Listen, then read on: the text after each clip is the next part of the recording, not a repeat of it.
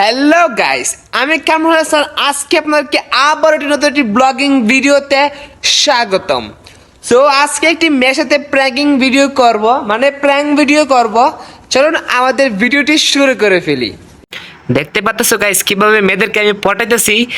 ওদের স্কুলে এই মেয়েটা, যে আমি যে স্কুলে পড়তাম এই মেয়েটা সেম এই স্কুলে পড়তো, কিন্তু এদের স্কুলে একটা ছেলের আইডি খুলছি আর কি আমার অ্যাকাউন্টে। ও ছেলেটার পিক দিছি, দেওয়ার পর এই মেয়েটাকে মেসেজ করছি। মেয়েটাকে মেসেজ করার পর সাথে সাথে রিপ্লাই করতে থাকে। দেখছো আমাদের স্কুলে কত সুন্দর সুন্দর মেয়ে আছে যারা কিনা সহজেই পটে যায় ছেলে দেখলে, বড়লোক ছেলে দেখলে। কি বলবো আর তোমাদেরকে আমি।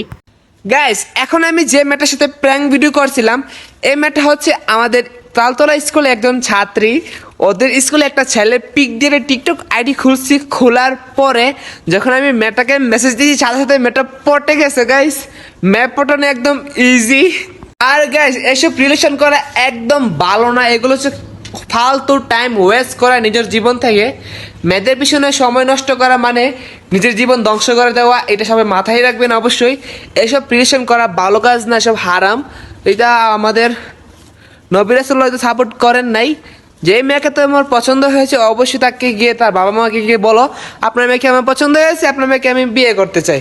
এসব রিলেশন উঠুস না করে, এসব ফালতু টাইম ওয়েস্ট না করে নিজের জীবনটাকে ধ্বংস করো না। দেখতে পারছো অবশ্যই তোমরা যে কিভাবে মেয়ে পটানো একদম সিম্পল, একটা সহজ।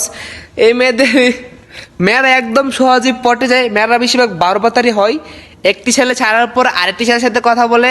একটি মেয়ে 12টার সাথে কথা বলতে অবশ্যই পারে। গাইস, সব মেয়েরা আবার কিন্তু সমান হয় না। যেমন হাতের 5টা আঙ্গুল সমান না, তাই সব মেয়েরাও কিন্তু এক হয় না। কিছু কিছু মেয়ে এরকম হয়ে থাকে। গাইস, কি বলবো মেয়েদের কথাটা।